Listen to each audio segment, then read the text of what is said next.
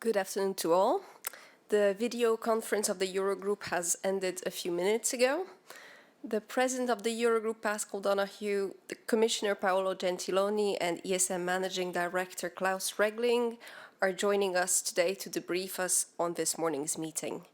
So without further ado, let me pass the floor to the Eurogroup President. Thank you very much, Maria, and good afternoon to everybody. We had a very productive meeting this morning, and it was very good to welcome our new colleague from Slovakia, the new Slovakian Minister of Finance, Igor Matovic. I started our meeting with an update of my engagement with our leaders in the Euro Summit 3 weeks ago. The discussion focused on the international role of the euro, but it was also an important input for our work on banking union. And our work on banking union was actually the first debate that we held today with finance ministers from all 27 member states. My colleague, Thomas Sarenheimo, the president of the high-level working group on EDIS, updated us on progress made by our representatives. As you'll be aware, last December, the Euro Summit asked the Eurogroup to prepare on a consensual basis a stepwise and time-bound work plan on all outstanding elements needed to complete banking union. I'm glad to say that our deputies are making progress on this, and I am confident that we will reach agreement on a work plan to continue to strengthen our banking union. We agreed very strongly on the need for this work plan to be balanced. Our banking system has proven its resilience to date during the era of COVID, and this is the result of our common efforts over the past decade in building up and in strengthening banking union to this point. So we have achieved much, but today there was commitment from all to look at how we can achieve more. We have a strong commitment to ensure that European citizens and firms enjoy access to and financing from robust and cross-efficient financial services. Through our work, we will work to create conditions for an integrated, a resilient and a competitive system that will also contribute to the protection of taxpayers and depositors. From this, we moved on to our regular Eurogroup meeting. We started by my updating my fellow ministers on recent international meetings.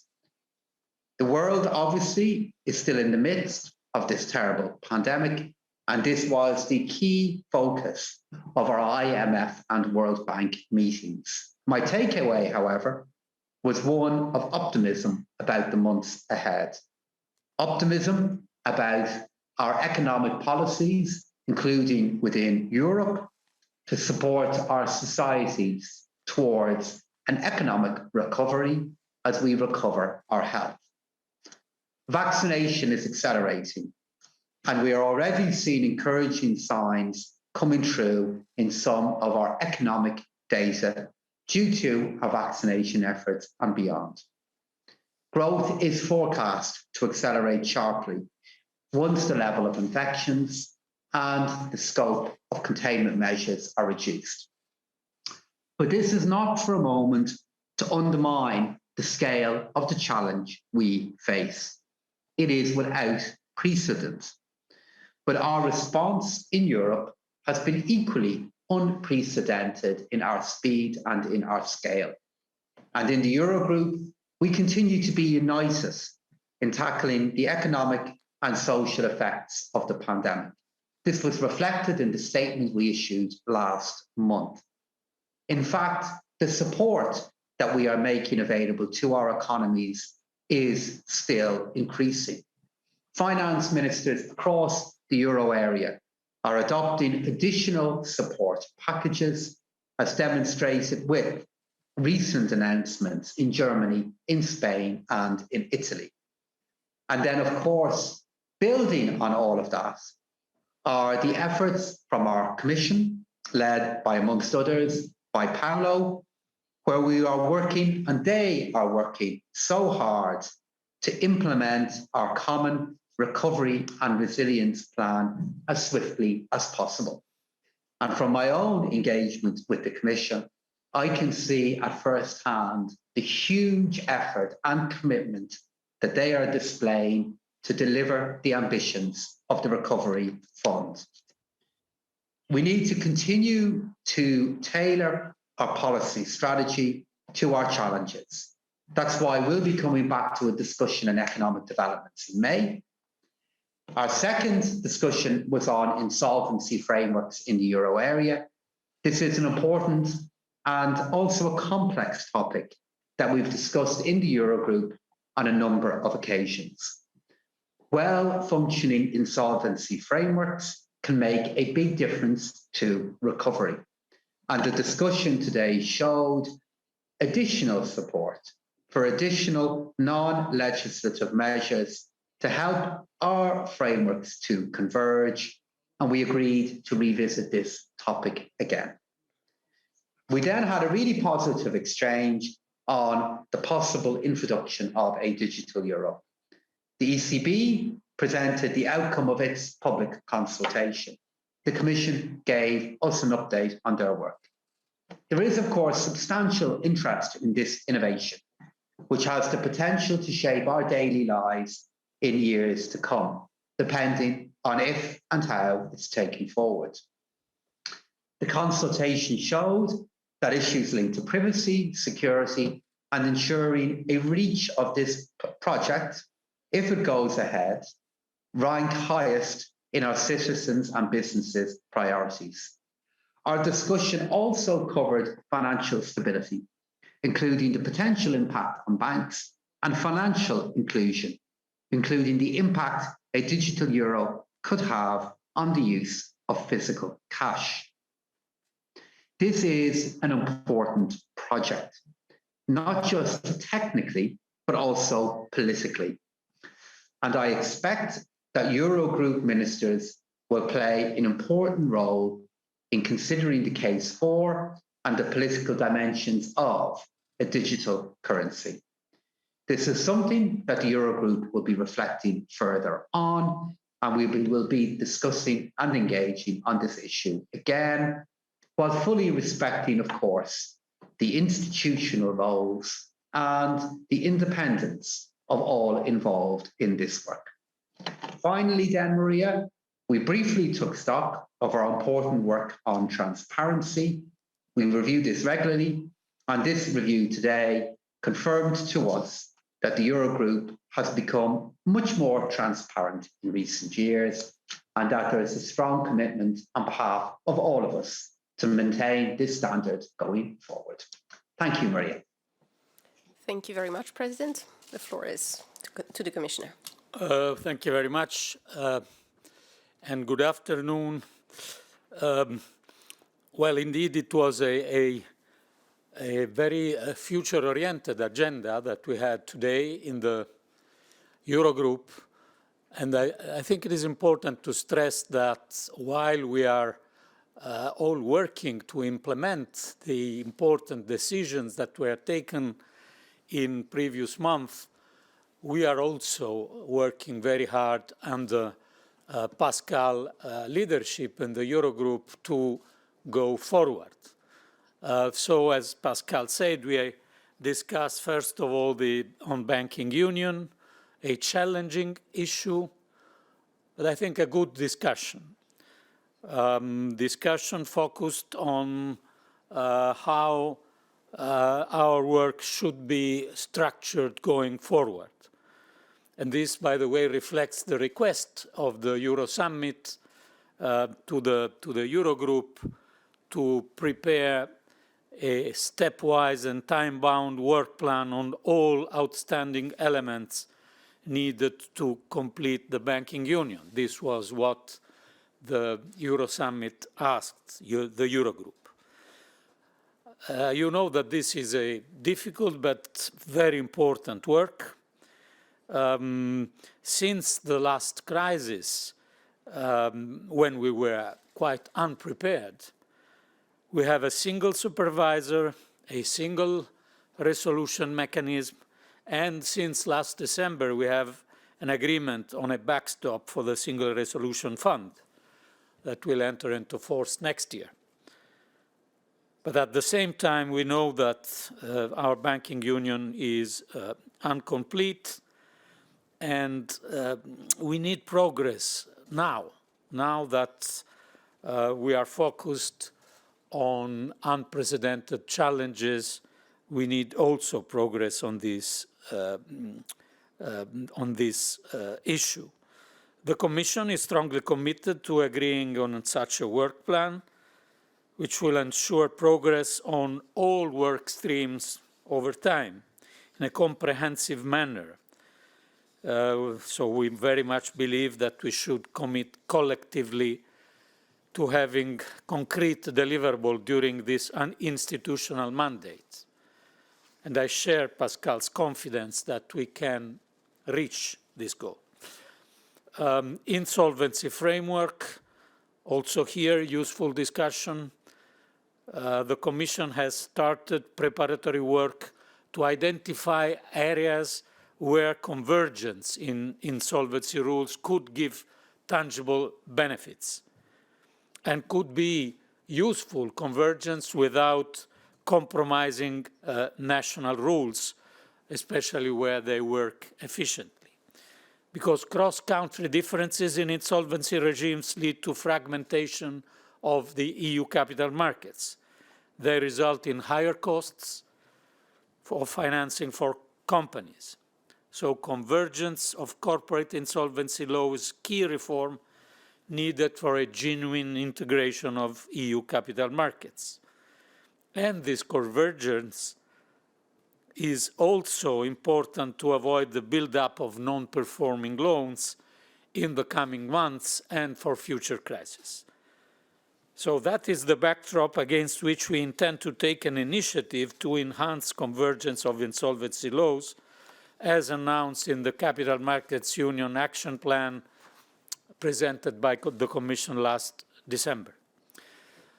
Finally, the Commission supports the exploration going on of the Digital Euro project that Christine Lagarde presented to the Eurogroup this morning. This is a potentially important element of a strong and innovative digital finance and more efficient and resilient payment systems. Digital Euro could also support broader policy objectives, the digitization of our economy, open strategic autonomy, and strengthening the international role of the euro. The ECB consultation on this topic, which was a very large one, has helped make clear what matters for citizens and firms, starting with privacy and security.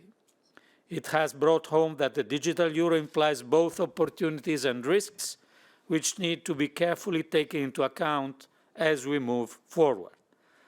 That's why the Commission is engaged in very close cooperation. We have a common study group with the ECB at technical level on this project. We need to understand better, just to mention a few examples, how the digital euro could induce further gains in payment efficiency, how it could improve financial inclusion, and how the digital euro should be distributed, how it could support the digitization of the economy and build a digital single market, and how to ensure respect for the highest standard of data protection and anti-money laundering.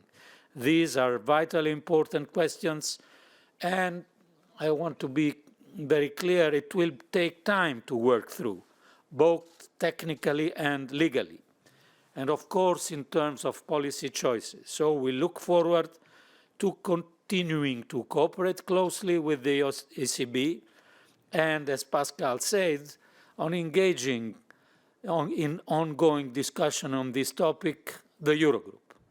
Also, of course, with the European Parliament as work proceeds. Thank you.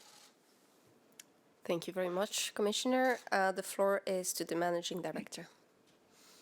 Yes, thank you very much. Good afternoon from Luxembourg. As you heard, we had a full agenda in the Eurogroup today. I will add remarks on only two items. First, on banking union. Obviously, we have made significant progress the last few years on developing the banking union. Early next year, the ESM will provide the backstop to the SRF. So that is the next important step towards completing banking union, but it's not enough. And work on all the missing elements that was discussed today in the Eurogroup needs to progress at full speed and in parallel. And I'm very glad that we do have a work plan now how to do that. This is, I think, a promising way forward to really complete banking union. And let me add that that banks themselves are calling for a single market in banking. A single market in banking, that would be the banking union. And that would really help banks to play the role they need to play and they want to play in the recovery. Also, it would help banks to gain strength compared to their American and Asian competitors. On the international meetings, there were lots of video calls last week with IMF and other participants, and it was very good to hear the fairly favorable views about Europe. The president talked about optimism, I think, based on the decisions taken last year. Financial markets take the same view. They anticipate a considerable rebound once the vaccine rollout has cleared the recent hurdles. I would also reject the perception that Europe is falling behind the US that I sometimes hear. When we look at the most recent IMF forecast, growth in the US this year will indeed be higher than in Europe. But the same IMF projection shows higher growth in Europe next year in 2022 than in the US. In addition, one should not forget that comparing GDP growth on a per capita basis is a more appropriate comparison because there are different demographic developments in Europe and the US, an old story. And on a per capita basis, GDP growth in Europe and US is traditionally very similar. Thank you very much. Thank you very much. Let me now open the floor to your questions. And may I ask you, as usual, to switch on your cameras and indicate who you're directing your question to. I'll start with Athanasios. Thanks very much. Athanasios, Cyprus News Agency, Star TV, Greece. Two questions, if I may. First one, I think there was some kind of point for the transparency. So what's your comment on a possible work plan for the increase of transparency? I don't know, in the background of what the Ombudsman has been saying on transparency issues related to the Eurogroup over the last years. And secondly, could you please elaborate a little bit more on what that digital euro could potentially be in practical terms, so as the viewers and our readers can understand what to expect or what the potential gain could be by the introduction of such means. Thank you. Thank you. President? Thank you very much for your question. Firstly, in terms of transparency, we are committed to maintaining the current high levels of transparency that are in place for the Eurogroup. We reviewed our current practices, how we share documentation in relation to our meetings, the publication and use of our agendas, and then the publication of a work programme. And the view of the Eurogroup and of myself is that we have a level of transparency in place that compares favourably to to the formal institutions of the European Union, and we're very much committed to the maintenance of that level of transparency. in relation to efforts that are underway from our colleagues in the ECB and in the Commission in relation to the future of the euro and the digital future of the euro. It is, I think, important to be precise about the work that is underway. What is currently happening is the ECB is evaluating as to whether further experimentation on this topic is merited. They're engaging closely with the Commission in a working group in relation to this and other matters. And we heard very clearly today that this is a very complex project that, if the decision is made to take it to the next level, will take some time to implement, because it is important, if an innovation of this scale were to go ahead, that it is got right and implemented well. And we were reminded today of the time that would be involved in doing that. In relation to what that could look like, the objective of digital currencies and all of the debate in relation to it is to come up with a non-physical form of payment. And you're all aware of the debates that are underway in relation to how that could originate. But at this particular point in time, it is too early to indicate what kind of commitment could lie ahead or what the form of that euro could be. What we are now awaiting is a decision from the Governing Council of the ECB as to whether further experimentation on this topic is needed. Thank you. Thank you. Next, I have Bjarke Smith-Meyer. Hi, thanks, Maria. Bjarke Smith-Meyer from Politico. I have two themed questions. So the first one, just on banking union.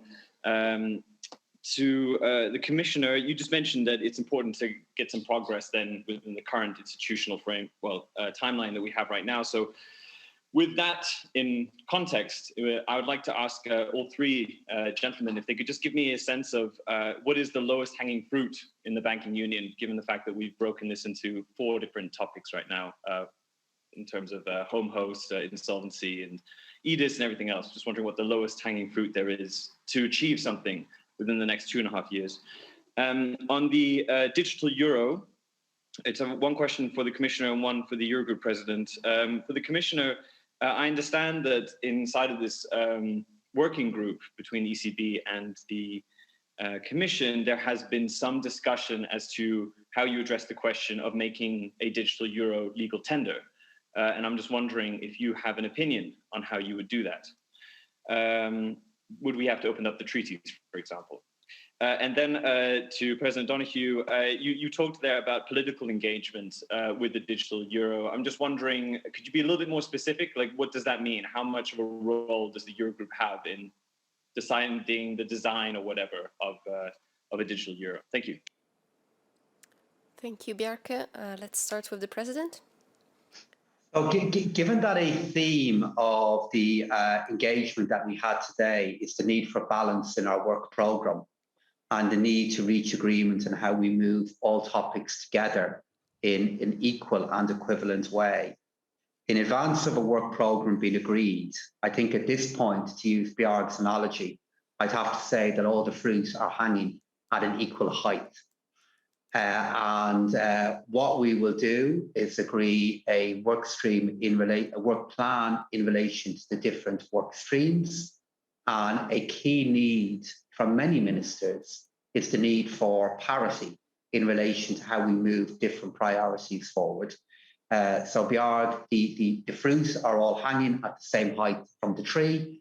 But given my involvement in this topic, both as Eurogroup President and as a member of the Eurogroup, I know at this point there are no ones that are particularly easy to pluck because this is very challenging and very, very complex work. And then in relation to the engagement that we will be having with our colleagues in the different institutions, the clear consensus today was regarding the need for ministers to be informed and involved in decisions to come.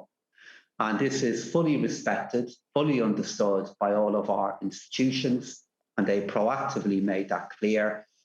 What I will be doing now is working with all of my colleagues to define what that engagement could look like. So at a bare minimum, this is a subject that we will discuss regularly. And then as our institutions approach important decisions ahead, by that point, we will be clearer on how we will engage in that process. Thank you. Commissioner. Yes, on, I fully agree on the fruit story that Pascal mentioned, and maybe I can also quote, if I remember well, Pascal this morning using something that in foreign policy they use very often. Nothing will be agreed until everything will be agreed, which means a little bit the same thing of the all fruits at the same level. Of course, we know that we are working on three main work streams, EDIS, crisis management, cross-border integration, and the Commission has its own points of views on these things, but we have to work on to build consensus and to present to the Euro Summit a potential roadmap. This is what we can do at this point, and I think it's very much. It's something. On the cooperation between the ECB and the Commission, of course, this is not confusing the roles of these two institutions. Of course, we are still in a preparatory or pre-preparatory phases because the ECB Council did not yet decided formally to bring to take this project. They will, I think, take the decision in the next 2 or 3 months. But we also know that there are a lot of issues, legal issues, especially in relation to our European framework. And it is very important that during the progress of this work stream, cooperation at technical level between Commission and the ECB is there. Thank you. Just to clarify that there are 4 work streams, of course, and that there's also the sovereign risk. Mr. Regling?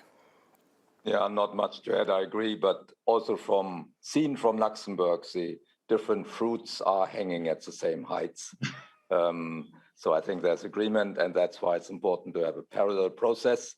But it's also important, I think there was a broad agreement on that we need to make progress over the next 2 years or so in order to pluck then all the fruits together, not too far in the future. Thank you. Next in my list is Tommaso Gallavotti.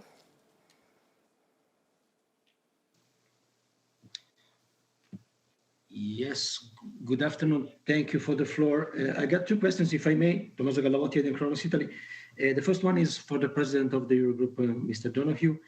It's just because in the US, the President Biden unveiled 2 big stimulus plan, one proper stimulus plan for 1.9 trillion euros and one bigger infrastructure plan for 2.3 trillion dollars, not euros.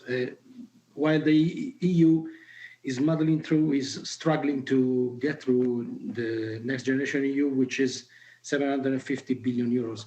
Do you think that in the future there might be the need to increase the size of the stimulus provided to the Eurozone and to the EU? And I would take advantage of the presence of the Commissioner Gentiloni, if I may. I know it's not on the agenda of the Eurogroup, but I wonder if it could enlighten us on the state of play as far as the recovery and resilience plan of Italy is concerned, because we've been told that some 4 countries might present already their plans next week and get them approved. Are you confident that Italy will succeed in respecting the soft deadline of the end of April? Thank you. Thank you. I'm very confident that the euro area is putting in place an economic plan that is going to deliver a strong recovery for our people from the effects of this disease. If I look at what the finance ministers of the European Union are doing overall, combined with the exceptional efforts of the Commission, the sum of their efforts is a policy response back that will accelerate the recovery of our union from this disease. So there's 3 different elements to our efforts. The first one is the things that governments do at times of great difficulty for their citizens. The social insurance nets, which due to the efforts of the European Central Bank, we have been able to deploy with great scale and with great speed.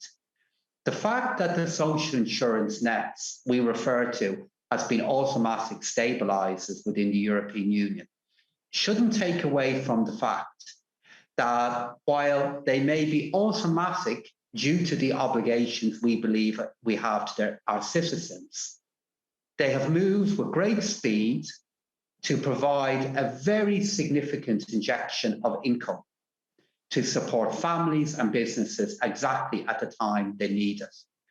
Another hugely important response back in strengthening those safety nets is the SURE programme that Paolo and the Commission have made happen.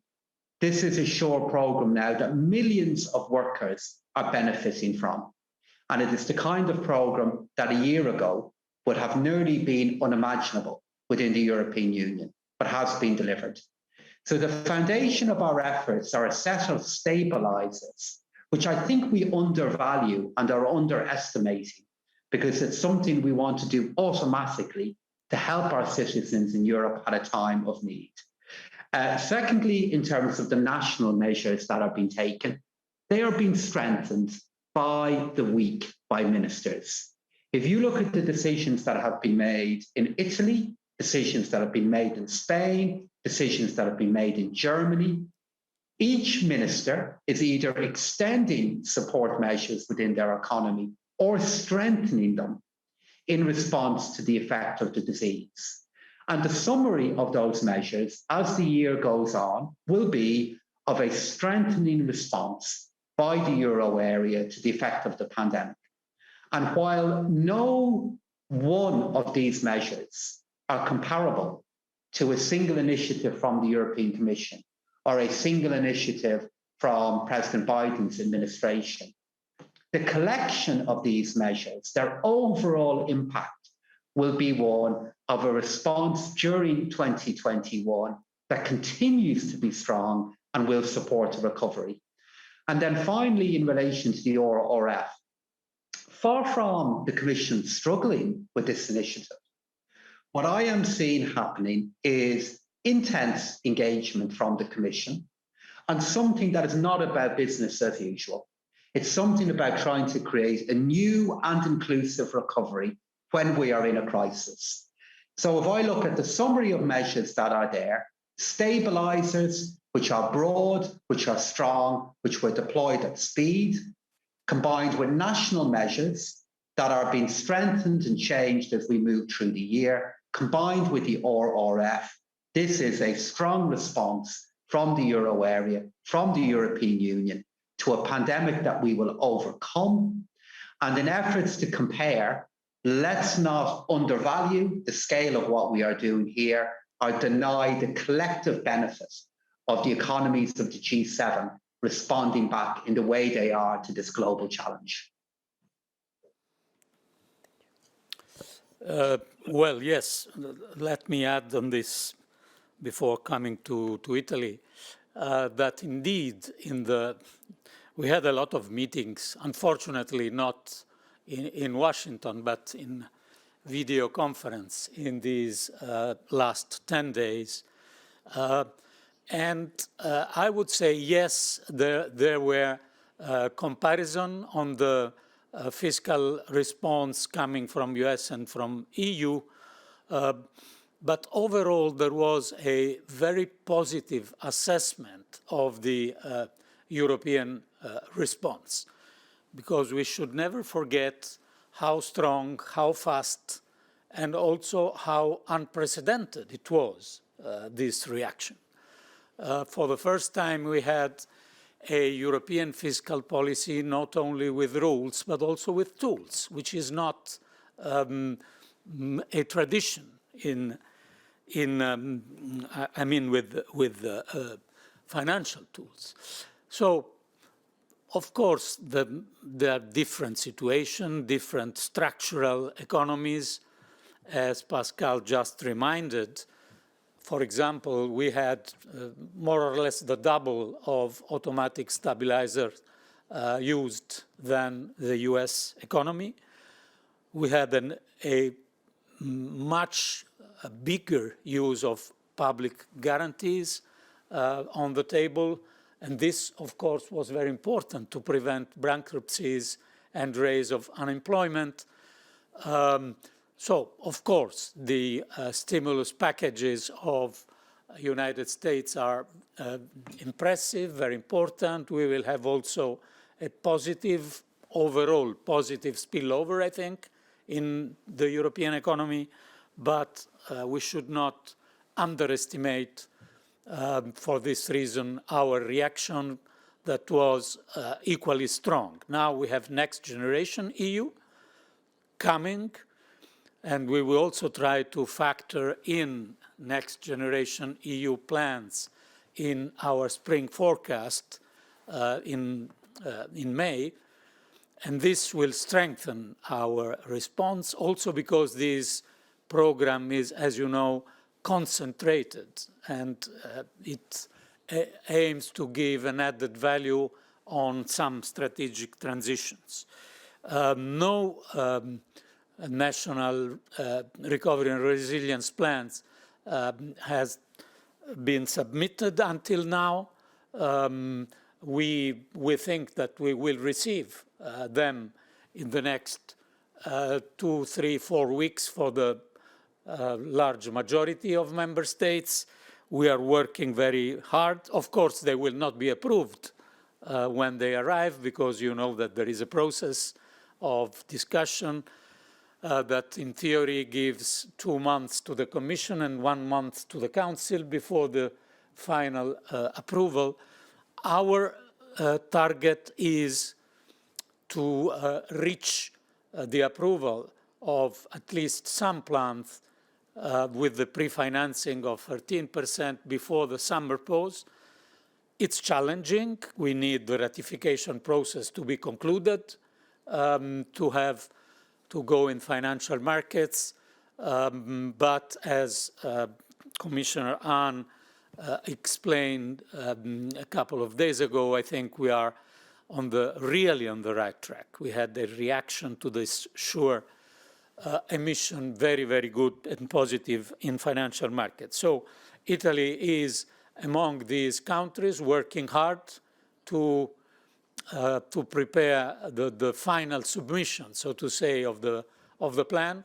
Of course, the fact that we had a different government in the first quarter, the change of government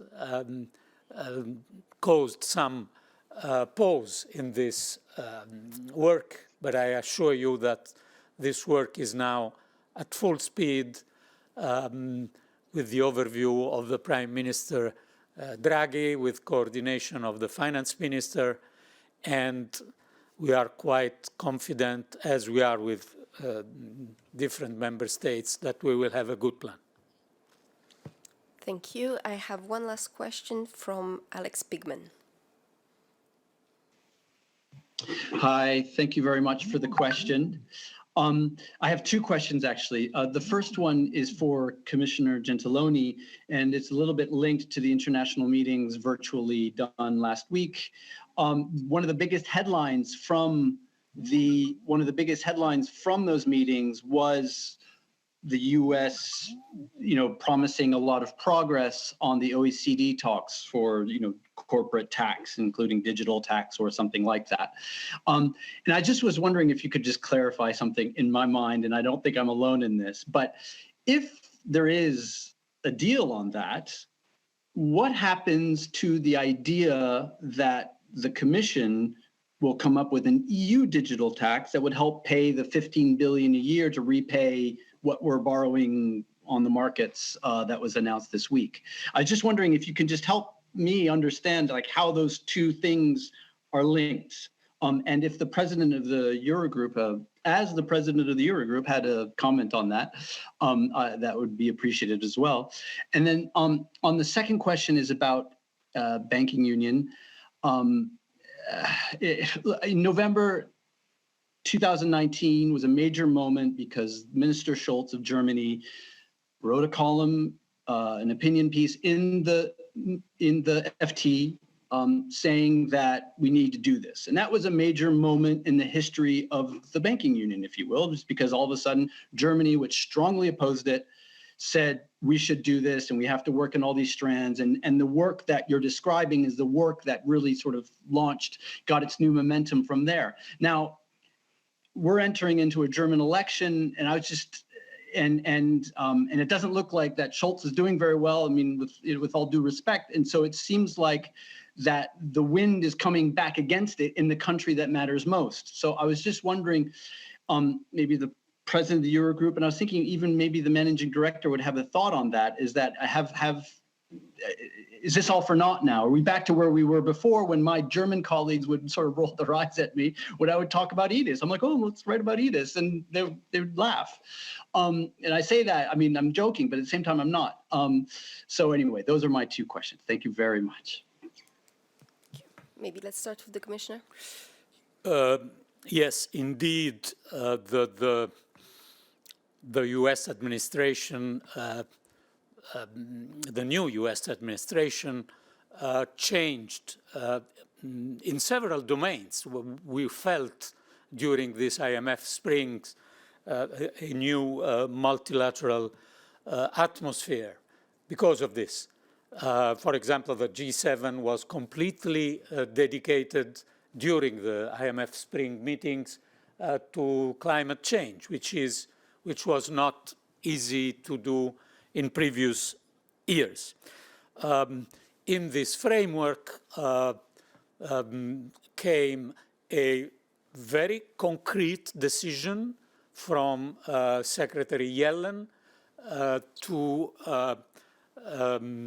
cancel this proposal, so-called safe harbor, about the Pillar 1 of the global taxation discussion.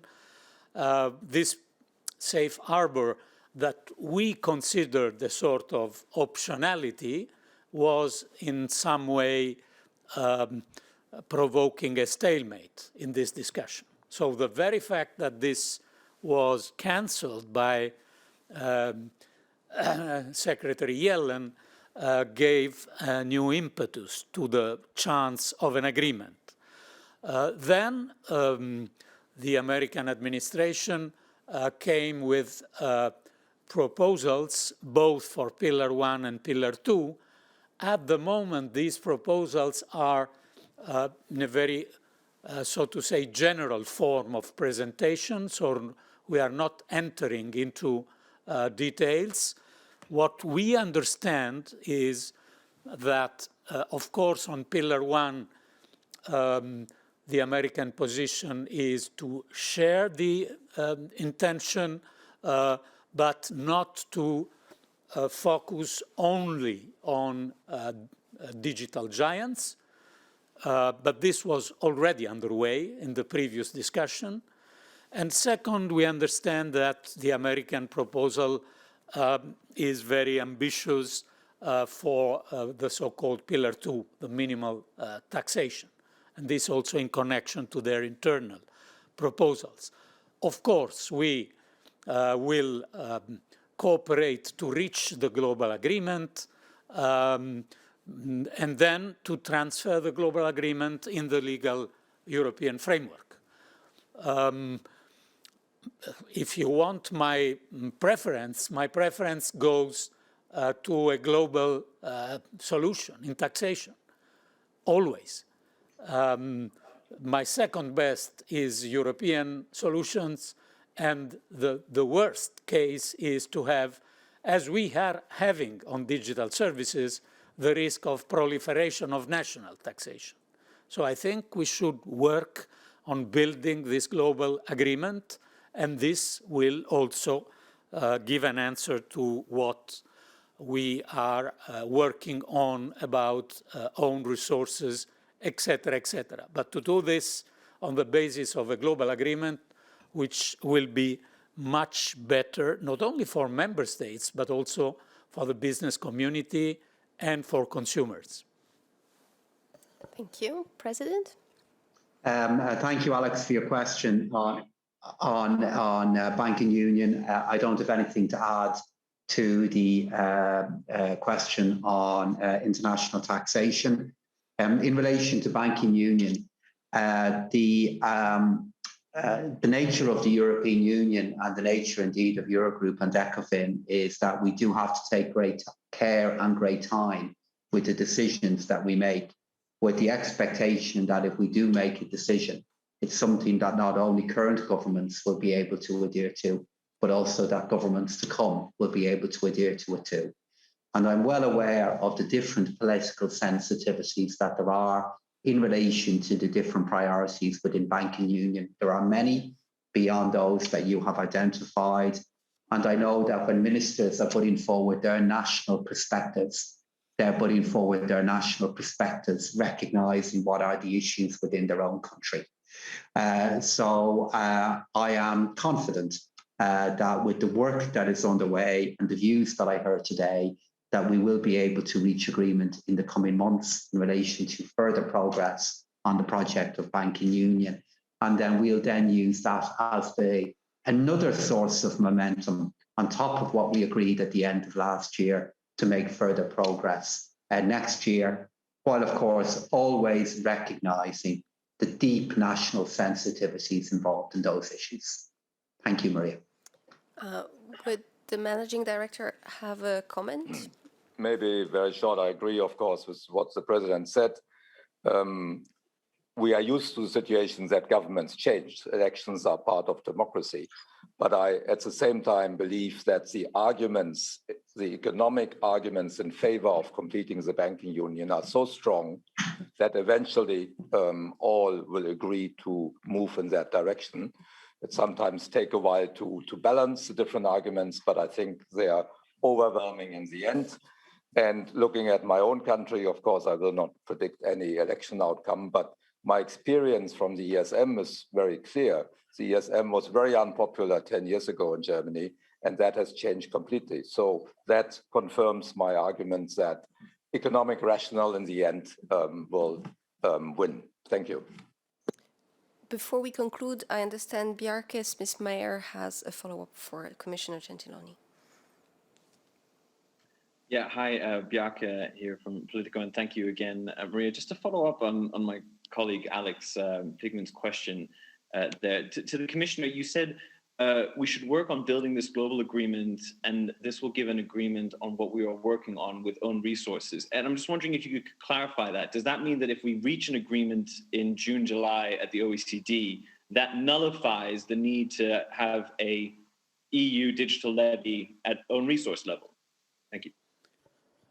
I don't think that this is now the moment to bring the debate to these conclusions, because of course we are working for this global agreement, and as I was saying before, we are very much appreciating the new proposals coming from the US administration, but we have to, of course, work on them and on detailed proposals.